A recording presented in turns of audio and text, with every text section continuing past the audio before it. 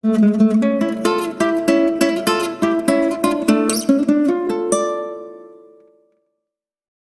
semuanya, selamat datang di Novel Time. Semoga suka dengan ceritanya. Tapi pastikan kalian sudah like, komen, subscribe dan share ya. Agar Mimin lebih semangat buat kontennya. Ini pertama kalinya Laras melihat Jody meledak-ledak di depannya. Dia mengerti laki-laki itu sangat mengkhawatirkannya sampai memarahinya seperti ini. Jody, kamu tenang aja, dia nggak ngapa-apain kok. Buktinya aku masih bisa pulangkan. Dia nggak mungkin berani juga karena pasti tahu aku siapa. Kamu yakin dia nggak bakal apa-apain kamu? Kok kamu jadi marah begini sih? Tanya Laras kebingungan. Buat apa memperpanjang masalah ini? Bukankah dirinya sudah kembali dengan selamat? Lagi pula dia juga sudah bukan anak kecil lagi, sudah bisa menjaga dirinya sendiri. Jody kehilangan kata-kata mendengar pertanyaan Laras. Dia membalikkan badannya sambil mendongakkan kepala ke arah langit-langit. Tentu saja dia marah. Askara sudah berhasil menemukan kembali Laras. Suatu saat nanti bisa saja perempuan itu dibawa pergi tanpa sepengetahuannya. Ingatan Laras sudah banyak yang terhilang, akankah dia terpengaruh dengan orang asing itu? Laras, kontrak pernikahanku sama Erika udah batal, ucap Jody memecah keheningan. Laras jelas terkejut mendengar hal itu. Jadi, kamu marah cuman karena ini? Dulu waktu aku bilang mau menikah sama Erika karena kasihan, itu semuanya bohong. Aku sama sekali nggak suka sama dia. Mana mungkin aku menikah tanpa perasaan apa-apa? Terus, kenapa kamu bohong sama aku? Jody terdiam, tidak menjawab pertanyaan itu. Dia memutar badannya dan melihat tepat ke mata Laras. Kamu mau kan buat aku bahagia? Laras tidak mengerti apa maksud laki-laki itu. Askara keluar dari dalam mobil dan melangkah masuk ke dalam kastil dengan penuh percaya diri. Di dalam, Hendra masih terduduk di lantai, belum diizinkan para Dominic untuk kembali berdiri. Pipinya terlihat membiru, hasil pukulan keras dari Aaron. Hendra terkejut saat mendengar langkah kaki dari arah pintu masuk. Dia menoleh dan berpikir, kenapa bosnya datang ke sini? Tidakkah Askara tahu, sekali orang asing melangkah masuk ke dalam kastil ini, sulit sekali untuk keluar. Ketiga Dominic menatap Askara serius seiring laki-laki itu berjalan mendekat. Mereka masih belum bisa melupakan apa yang dilakukannya kepada adik perempuan mereka, Laras. Maaf karena baru bisa datang sekarang, ucap Askara dengan nada datar.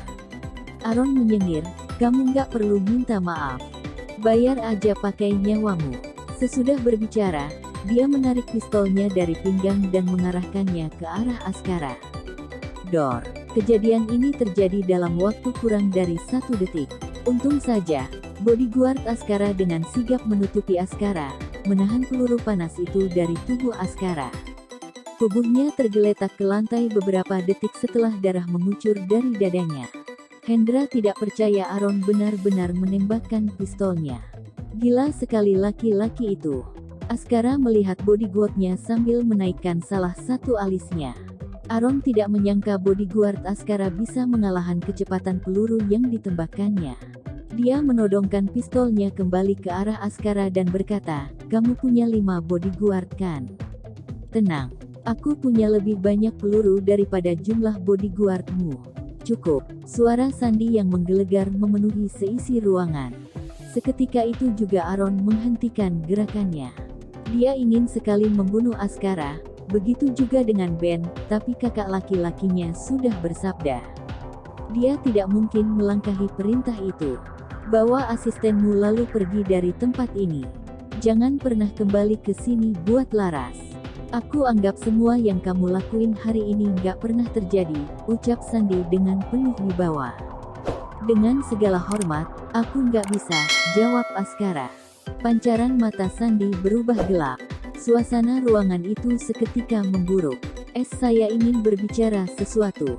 Sela Hendra sebelum para Dominic melampiaskan amarah mereka. Bapak-bapak sekalian, Pak Askara ini sedang mencari istri untuk menjadi ibu dari ke-6 anaknya.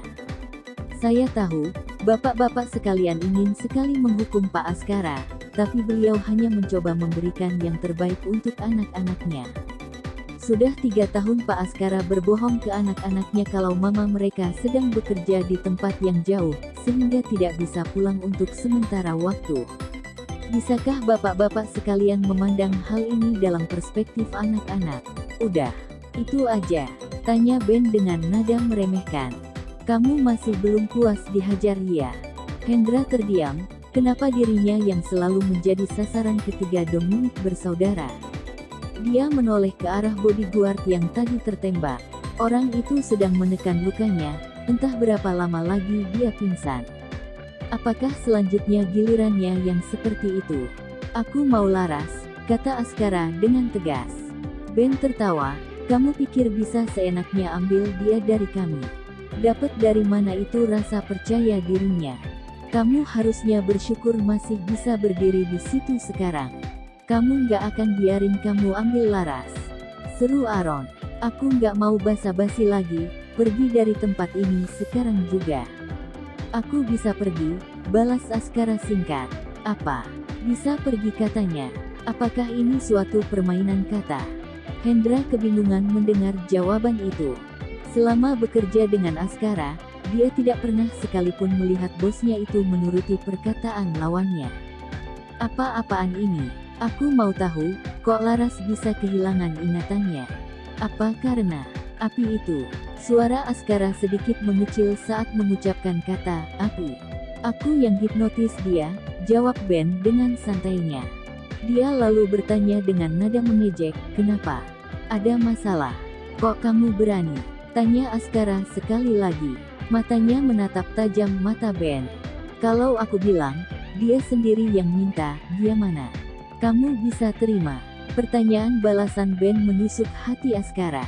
Tubuhnya gemetaran membayangkan wanita pujaannya meminta ingatannya dihapuskan. Laras sendiri yang berinisiatif untuk melupakan dirinya, melupakan anak-anaknya, melupakan kenangan mereka. Ben melangkah mendekati Askara, kamu apain dia sampai berani membakar dirinya sendiri? Kenapa dia mau cepat-cepat menghapus ingatannya? Kenapa? Kamu masih nggak puas menyiksa dia? Gak adil buat Laras kalau kamu ambil dia pergi lagi. Takdir kalian udah terbakar abis, jadi abu. Soal anak-anakmu, bilang aja ke mereka waktu udah cukup umur, mama mereka mati di dalam kebakaran. Ini satu-satunya yang bisa kami lakuin buat adik kami. Kamu jangan lagi cari celah untuk membuka ingatan lamanya yang menyakitkan. Askara benar-benar kehabisan kata-kata. Dia berdiri di tempat untuk waktu yang cukup lama sebelum akhirnya membalikkan badan dan pergi dengan mulut terkunci rapat. Semua fakta baru yang barusan didengarnya ini membuatnya terhilang di dalam pikirannya. Langkahnya terhenti saat menyadari Hendra masih berada di lantai, ikut nggak? Segera bangkit dari tempatnya, lalu membantu mengangkut bodyguard yang tertembak dan pergi mengikuti Askara. Hendra brak. Aaron menendang meja dan kursi di sebelahnya dengan sekuat tenaga. Akhirnya dia bisa melampiaskan seluruh amarah di dalam dirinya. Kakak mau biarin dia pergi begitu aja? Teriak Aaron tidak terima dengan keputusan Sandy. Kakak nggak ingat apa yang dia lakuin ke Laras. Kalau waktu itu kita telat sedikit lagi aja, Laras pasti udah mati. Terus, kamu mau apa? Tanya Sandy dingin. Di antara ketiganya, dialah yang paling ingin membunuh Askara, tapi dia sengaja memendam perasaan itu. Aku nggak mau apa-apa, cuman mau Askara sadar sama dirinya sendiri. Terima kasih semuanya, jangan lupa like, komen, subscribe dan share-nya ya.